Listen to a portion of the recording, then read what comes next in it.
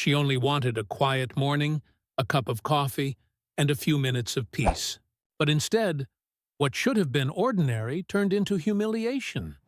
Her dignity stripped in front of strangers, her presence treated as a threat.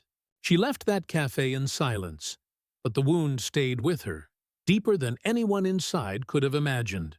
What they didn't know was that the woman they pushed out would one day return. Not as a customer, but as something far more powerful. How does someone turn pain into power? This is Maya's story. It was a crisp Saturday morning, the kind that promised nothing more than a quiet start to the weekend. For Maya Johnson, mornings like these were a chance to pause. She was a young professional, juggling a modest job at a local office and night classes to finish her degree. Her world was small but steady, built on routine, hard work, and the kind of dreams that required patience. Every weekend, Maya treated herself to a stop at a cafe in her neighborhood. It wasn't fancy, but it was her small escape from the grind. The smell of roasted beans, the sound of soft jazz, and the simple comfort of sitting by the window with her notebook gave her a sense of calm.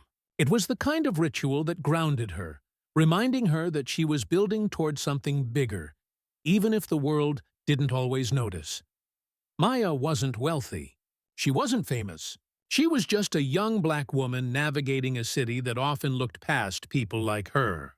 Yet she carried herself with quiet dignity, the kind that came from knowing her worth, even when others failed to see it.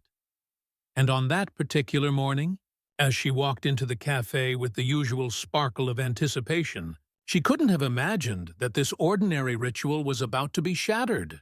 What was meant to be a few peaceful minutes with her coffee and her thoughts would instead become the spark of something much larger, an event that would change not just her weekend, but the course of her life. She didn't know it yet. But this cafe would no longer be just a place she visited. It would become the very stage where her resilience and determination would be tested in a way she had never faced before. Maya had barely settled into her corner seat when the shift in atmosphere began. The cafe was bustling with the usual morning crowd. Laptops open, mugs clinking, the soft hum of conversation. Yet, as she placed her notebook on the table, she felt eyes on her. It wasn't new. Being one of the few black customers in that neighborhood cafe often came with stares. But this time, the weight of it felt heavier, more pointed. She brushed it off at first. She opened her notebook, scribbled down a few lines of thought, and tried to sink into her safe ritual. But the unease didn't fade. Within minutes, one of the employees walked over, her smile tight and rehearsed. "Excuse me," she said, voice clipped. "Are you planning to order something? This space is for paying customers." The words stung. Maya's untouched wallet was right beside her notebook. She had only just sat down. She explained calmly, reaching for her bag, but the woman's eyes narrowed as if every word Maya spoke was an excuse. Before Maya could even pull out her card, the manager appeared. His tone was sharper, more public. "You can't sit here if you're not ordering. If you're loitering, you need to leave." Heads turned. Conversations hushed. The warmth of the cafe evaporated into a cold silence, every eye trained on her as though she had done something shameful. Maya's cheeks burned, but not from embarrassment. This was something deeper, something heavier. She had money, she had intent, but none of it mattered. To them, she wasn't a customer. She was a problem to be removed. When she tried to explain, her words were drowned by the final blow. "If you don't leave now, I'll have to call security." The sentence sliced through the air, louder than it needed to be, deliberate in its humiliation. People whispered. A man at the next table shook his head, while another simply looked away, pretending not to notice. Maya's hands trembled as she packed her notebook and tucked away her wallet, though the urge to shout, to fight back, burned inside her chest. She wanted to tell them they were wrong. She wanted to demand fairness. But in that moment, surrounded by eyes that saw her as less, her voice felt small. She stood up, forcing herself to walk slowly toward the door, even though every step felt like a march of defeat. The sound of her own heartbeat roared in her ears, and as she reached the exit, the employee's words echoed behind her like a cruel stamp. "We don't tolerate loitering." Out on the street, Maya paused, clutching her notebook against her chest as though it were a shield. The cold air hit her face, but it didn't wash away the sting. It lingered, a wound carved deeper by the fact that no one inside had stood up for her. Not one person. What Maya didn't know in that moment, though, was that this humiliation wouldn't fade into memory like the others she had endured. This one would ignite something inside her, a fire that would not allow her to simply move on. This was not the end of her story. It was only the beginning. For weeks after that morning, Maya replayed the humiliation in her mind. The whispers, the stares, the way the manager's voice rose above the crowd as if she were a criminal. Every detail gnawed at her, not just because it hurt, but because it was a reminder of how easily dignity could be stripped away when the world refused to see you as equal. She tried to bury it.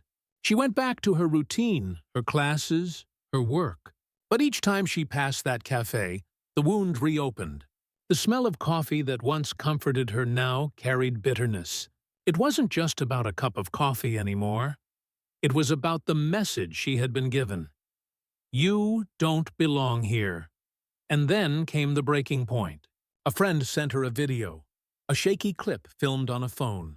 It was her, being confronted, being escorted out. Her humiliation had been captured and shared, reduced to a spectacle for strangers to debate online. Comments poured in, some defending her, many dismissing her pain, and others hurling cruel words that cut deeper than the manager's voice ever could. The internet had turned her moment of injustice into entertainment.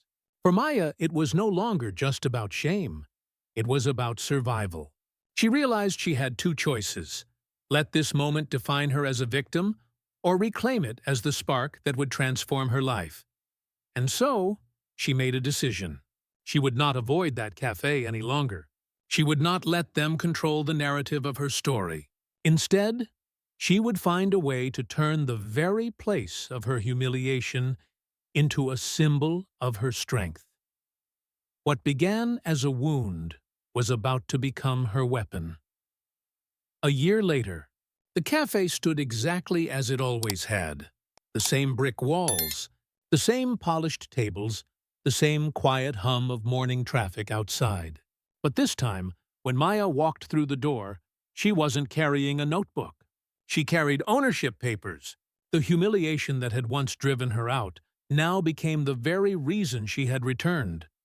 Not as a customer, not as a victim, but as the new owner of the entire franchise. It hadn't been easy. It took long nights, relentless saving, and the courage to take risks she once thought impossible.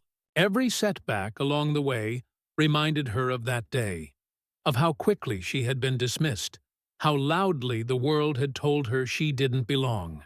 And every reminder became fuel. Standing behind the counter, Maya felt a quiet power settle over her. This wasn't about revenge. It wasn't even about proving a point to those who had doubted her. It was about reclaiming space, about turning pain into progress, about showing that dignity stolen in one moment could be rebuilt into a legacy the next. But the truth is, Maya's story is not hers alone.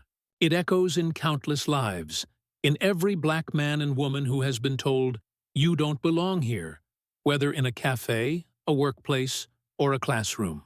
And while Maya fought back in her own way, too many stories like hers never make it to this ending. So the question remains: how many more voices have to be silenced? How many more dreams dismissed before dignity is no longer a privilege but a right? This wasn't just the story of a woman and a cafe. It was the story of resilience against a system that too often refuses to see. And maybe, just maybe, it's the story that reminds us that the places meant to shut us out can, one day, be the very places we transform. Don't miss more powerful real-life stories. Hit subscribe now.